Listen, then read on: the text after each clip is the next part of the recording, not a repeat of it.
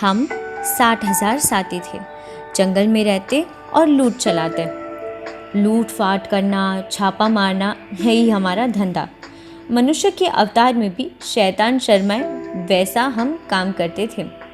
एक बार हमें समाचार मिले, बदिलपुर में शत्रुंजय का संग निकल रहा है। हमारी पल्ली बराबर बीच में ही आई हुई है। हम बहुत खुश हो गए। चलो, लूट चलाने का बहुत मज़ा आएगा। जैनों का संग है तो अपार समृद्धि तो होती ही है। हमें पहले से ही समाचार मिल चुके थे कि संग में बहुत लोग हैं। सभी के शरीर के ऊपर सोने हीरे के अमूल्य आभूषण हैं और साथ में चांदी का रथ है। हमने सभी ने निश्चय किया कि कैसे भी करके इस संग को लूटना ही है। हमारे अंदर मूर्ख जैसे एक दो लोगों ने विरोध किया। बंधुओं, हम दूसरों को लूटे वो तो शायद ठीक है, परंतु शत्रुंजय जैसे महातीर्थ की यात्रा के लिए जाते धार्मिक पुरुषों को लूटना, यह तो बहुत ही अधर्म कार्य है। हम लूट चलाते हैं, किंतु इसमें कहीं नीतिमत्ता और मर्यादा की कक्षा की तो हिफाजत करनी ही चाहिए। हम लुटेरे उन मूर्खों की ऐसी सफाई वाली बात सुनेंगे तो हमारा चोरपन शर्माए। हमने लाते मारकर उस सलाहकार को धकेल दिया। जाते जाते वह बोलता गया, विनाश काले विपरीत बुद्धि। हमने कहा, हाँ हाँ, तेरी ही बुद्धि फिर चुकी है, इसलिए तो तुझे यहाँ से भागना पड़ रहा है। हम लूट के अंधे बने हुए थे, मद से बेकाबू हो चुके थे। हम किसी का कहाँ सुनने वाले थे। हमने तो संग को लूटने का निश्चय कर लिया। काकधती के संग के आगमन की राह देखने लगे। संग आते ही हम हमारे व्यहू के हिसाब से एकदम टूट पड़े। अचानक ही डाकुओं का छापा पड़ने से चौकीदार हतप्रभ हो गया। वे कुछ प्रतिकार करे उससे पहले ही तो हमने हमारा काम पूरा कर लिया। हमारे भयंकर आक्रमण से संग के बहुत से लोग भाग निकले। भागते लोगों के पास जो भी लूटने जैसा कुछ था वह भी हमने लूट लिया। इस लूट में हम बहुत सफल रहे। हमको बहुत ही माल मिला। 1 वर्ष का लूट में भी हमें जो न मिला वह एक ही लूट में मिल गया।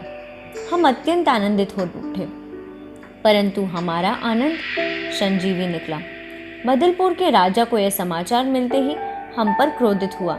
हमें दंड देने के लिए हमारे ऊपर बड़ा सैन्य भेजा। हमारी छावनी की चारों ओर घेरा ढाला।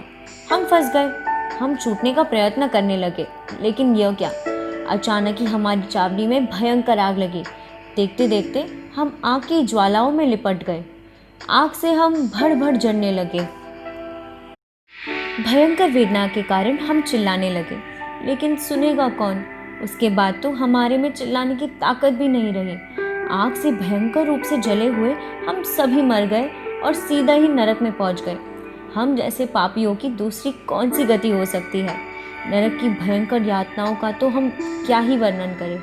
शब्दों द्वारा कह ही नहीं सकते ऐसी भयंकर वेदना हमने सहन की। दूसरों को दी हुई पीड़ा का फल कैसा भयंकर होता है वह हमें अनुभव करने मिला। वह पीड़ा, वह दुर्गंध, वह अंधेरा, वह भूख, वह प्यास, वह जुल्म सचमुच असह्य था।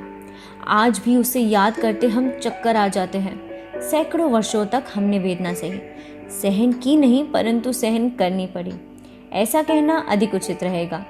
नरक का जीवन ऐसा होता है कि वहाँ कोई मरना चाहता है तो भी नहीं मर सकता, कोई आत्महत्या कर नहीं सकता। आयुष्य पूरा होने के बाद ही नरक से छुटकारा मिल सकता है। आपकी दुनिया में जन्म आनंद रूप और मृत्यु शोक रूप गिनी जाती है, किंतु हमारी नरक की दुनिया में इससे विपरीत ही था। यहाँ जन्म शोक रूप और मृत्यु आनंद रूप गिनी जाती है। बहुत काल निकालने के बाद हमारे लिए आनंद का दिन आया। हम मरकर नरक से निकलकर किसी बड़े समुद्र में मछली बने। हाँ, हम 60,000 सब साथ थे। पाप करने में साथ होंगे तो उसे भुगतने में भी साथ ही रहना पड़ता है ना। मछली के जीवन में भी किसी मछुए के जाल में हम सभी एक साथ फंसे और तड़प तड़प कर मर गए। उसके बाद तो हम संसार में कितने ही समय तक भटकते रहे। हम स्वयं को भी याद नहीं कि हम कितने भटके होंगे। ठोकरें खाते, कर्मों की लातें खाते हम एक बार भील बने। हाँ, हम 60,000 सभी साथ में ही थे। यद्यपि भील के भव में तो अच्छे कार्य करने की तो आशा ही नहीं रख सकते, लेकिन हमारी भवितव्यता जोर कर रही होगी, जिसमें हमने एक मुनि मिल गए। उनका उपदेश हमें पसंद आ गया। हमारी पल्ली में ही मुनुश्री चातुर्मास के लिए रुके थे। हम उनका उपदेश सुनने के लिए प्रतिदिन जाने लगे। धीरे धीरे हमारे में बदलाव आने लगा। वैसे तो हम मांसाहारी, शिकारी और सभी तरह से पूरे थे, परंतु मुनिराज के उपदेश से हमने सातों व्यसनों का त्याग किया। फिर तो कंदमूल और रात्रि भोजन का भी त्याग किया। अंत में तो हमने अनशन ले लिया। हाँ, अब हम सच्चे अर्थ में धर्मी बन गए थे। लेकिन तीर्थ की आशा न करने का, संग को लूटने का वह कर्म अभी भी गया नहीं था।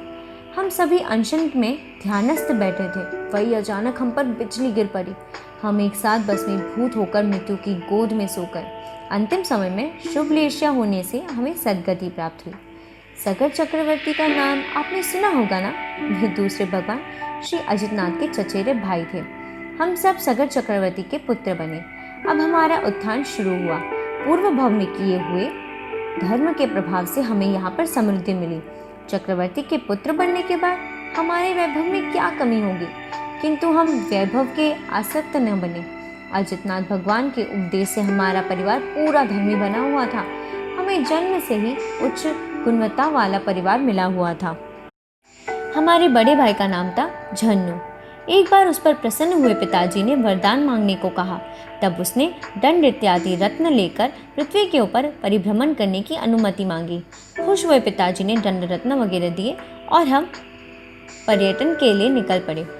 जहाँ जहाँ भी तीर्थ स्थान थे, उन सभी स्थानों पर हम पहुँच गए। नए नए मंदिरों के दर्शन करते हमें अपार आनंद आया। एक बार हम अष्टापद तीर्थ पर जा पहुँचे। वहाँ भरत चक्रवर्ती ने बनाए हुए मंदिर देखकर हमारा मन मयूर नाच उठा। वाह, कैसा सुंदर मंदिर! सोने के मंदिर और रत्न की प्रतिमा, वो भी प्रभु के वर्ण और मान प्रमाण के अनुसार। हम अत्यंत भाव से दर्शन करके वापस लौट रहे थे। उस समय हमें विचार आया, ये मंदिर तो सुंदर है, लेकिन भावी काल बहुत भयंकर आएगा। यहाँ सोने के मंदिर और रत्नों की प्रतिमा है, ऐसा ख्याल भविष्य के किसी राजा को आ गया तो यहाँ भी लूट चलाएगा और तीर्थ नष्ट कर डालेगा। हमारे बुजुर्गों ने इतने सुंदर मंदिर बनाए हैं, तो उसकी रक्षा करना हमारा फर्ज है। तो तीर्थ रक्षा के लिए क्या किया जाए, हम सभी सोचने लगे। हमारे बड़े भाई झन्नू ने कहा, हम अष्टापद तीर्थ के आसपास एक गहरी खाई खोद दे तो कोई नहीं आ सकता।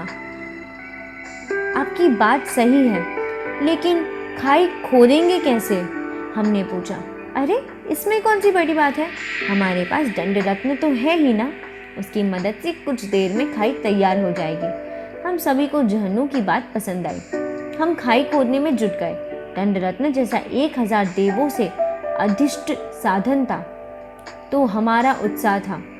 और चाहिए भी क्या, हमने तो देखते देखते गहरा खोद डाला। 1000 योजन गहरा खोद डाला, लेकिन अति सर्वत्र वज्येत एक सूत्र हम भूल गए। अति खोदने का परिमाण अच्छा नहीं आया। हमने इतना ज़्यादा गहरा खोद डाला कि नीचे रहे हुए नाग देवों, भवनपति देव के भयन भी थोड़े खुद गए। इससे उनका अधिपति ज्वलन प्रभदेव अत्यंत क्रोधित होकर हमारे पास आया और कहने लगा, अरे, तुमने ये क्या लगा रखा है?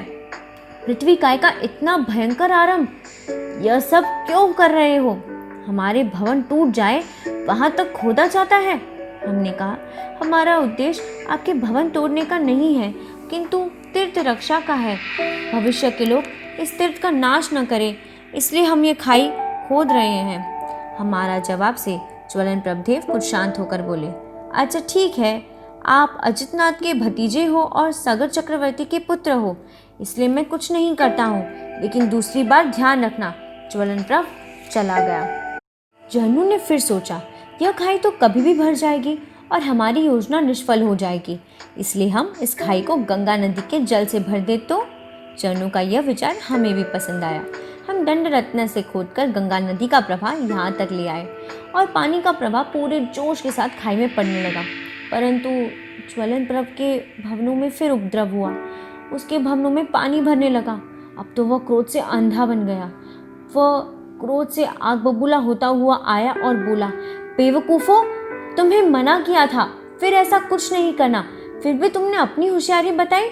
अब दूसरी बार तुम्हें माफ़ी नहीं मिलेगी। हम कुछ जवाब दे उसके पहले तो ज्वलनप्रभ की आंख में से भयंकर अग्नि ज्वाला निकली। हम 60,000 एक साथ भस्मीभूत हो गए। ज्वलनप्रभ बेचारा क्या करे, वह तो मात्र निमित्त था। हकीकत में तो हमारे कर्मों ने ही हमें जलाया था। संघ को लूटने से बंधे हुए कर्म अभी भी संपूर्ण नष्ट नहीं हुए थे, उसी का यह फल था। हमारे साथ आए हुए सैनिक तो देखते ही रह गए। अरे रे, ये क्या हो गया? हमारी नज़र के सामने ही अपने मालिक भस्मीभूत हो गए। अब चक्रवर्ती को क्या मुंह बताएंगे? कोई अयोध्या में पैर रखने के लिए तैयार नहीं था। तब एक ब्राह्मण ने आकर कहा, चिंता न करें, आपका काम मैं संभाल लूंगा। वो कोई बिनवारसी मुर्दा लेकर राजा के महल के पास जाकर रोने लगा। सगर महाराजा के कारण पूछने पर उसने कहा, महाराज, मेरा इकलौता पुत्र सर्पदंश से मर गया है। आप इसे जिंदा कर दें, नहीं तो मैं जी नहीं पाऊंगा। दयालु महाराज ने तुरंत ही गारुडी को बुलाया। उन्होंने प्रयत्न किए, लेकिन व्यर्थ। मूर्छित हुए को जागृत कर सकते हैं, परंतु मृत को कैसे जिंदा किया जा सकता है? फिर भी ब्राह्मण को दुख न हो, इससे कहा, भूदेव, आप जिसके घर में किसी की मृत्यु नहीं हो, ऐसे घर की राख ले आओ तो हम तुम्हारे पुत्र को जिंदा कर दे। लेकिन ऐसी राख मिलेगी कहाँ से? सभी के परिवार में कोई ना कोई तो मरा हुआ होता ही है ना। स्वयं महाराज ने भी कहा, हे ब्राह्मण, मेरे परिवार में भी बहुत बड़े बड़े लोग हो चुके हैं। भगवान श्री आदिनाथ, भरत चक्रवर्ती, बाहुबली, सूर्यश, सोमयश, दंडवीर्य इत्यादि बड़े बड़े भी गुजर गए हैं। कोई मोक्ष में गए तो कोई स्वर्ग में, लेकिन यहाँ पर कोई कायम न रह सका। तो तेरा पुत्र कहाँ से रह सकेगा? लेकिन ब्राह्मण ने अपनी बात न छोड़ी। वह बोले, महाराज, कैसे भी करके मेरे पुत्र को जिंदा करो। इकलौता यह पुत्र तो मेरे हृदय का टुकड़ा था, मेरा सर्वस्व था, मेरे प्राण का आधार था, मेरी आंखों का तारा था, अरे मेरे जीवन का भी जीवन था। आप तो समर्थ है, मेरा इतना काम कर दो। सगर महाराज ने कहा, मैं तो क्या, इंद्र भी मृत्यु को जीवित नहीं कर सकता। इसलिए अब तुम कुदरत के इस सहज कर्म को स्वीकारो और वैराग्य भाव का आश्रय लो। ऐसा आपके जीवन में ऐसा कुछ बने तो आप भी वैराग्य भाव का आश्रय लेंगे? ब्राह्मण ने बाजी पलटी। हाँ जरूर, महाराज ने सहज रूप में जवाब दिया। तो सुनो, आपके 60,000 पुत्रों की मृत्यु हुई है। हैं? क्या बात करते हो? महाराजा तुरंत ही मूर्छित होकर धरती पर गिर पड़े। उसके बाद जागृत होकर भयंकर विलाप करने लगे। आखिर वह विलाप वैराग्य में बदला। अरे रे, मैं तो मनोरथ कर रहा था, मेरे पुत्र पृथ्वी के श्रृंगार बनेंगे, चारों तरफ मेरा नाम रोशन करेंगे, परंतु सभी एक साथ चले गए। मैं अजितनाथ भगवान की देशना सुनने पर भी संसार असार है ऐसा जानते हुए भी कितना मूढ़ रहा, व्यर्थ मनोरथ के मीनारे बनाता रहा। अब मैं ऐसा मुक्ति का मीनारा बनाऊं कि जो भी कभी भी काल के झपेटे में टूटे ही नहीं। हमारी मृत्यु से वैराग्यवासित बने हुए हमारे पिताजी ने राज्य गद्दी पर हमारे बड़े भाई जहन्नू के पुत्र भगीरथ को बैठाकर स्वयं अजितनाथ भगवान के पास दीक्षित बने। घोर साधना कर केवल ज्ञान प्राप्त कर मोक्ष में गए। हमारे बड़े भाई जहन्नू के नाम से गंगा जाह्नवी के रूप में भी जानी जाती है और उसके पुत्र भगीरथ के नाम से भागीरथी के नाम से भी पहचानी जाती है। अब आप जानना चाहते होंगे कि हमारा क्या हुआ। नहीं, मरकर हम दुर्गति में नहीं गए, किंतु स्वर्ग में गए, क्योंकि हमारा उद्देश्य तीर्थ रक्षा का था। फल हमेशा उद्देश्य के अनुसार मिलता है। हाँ, हमने तीर्थ की आशातना का घोर फल भी चख लिया था और अब तीर्थ रक्षा के कैसे मीठे फल होते हैं वह भी चखने को मिले। हमारे जीवन में आपको जानने मिलाना कि तीर्थ की आशातना और तीर्थ भक्ति के कैसे खराब अच्छे फल मिलते हैं। तो अब आप कभी भी तीर्थ की आशातना मत करना, नहीं करेंगे ना?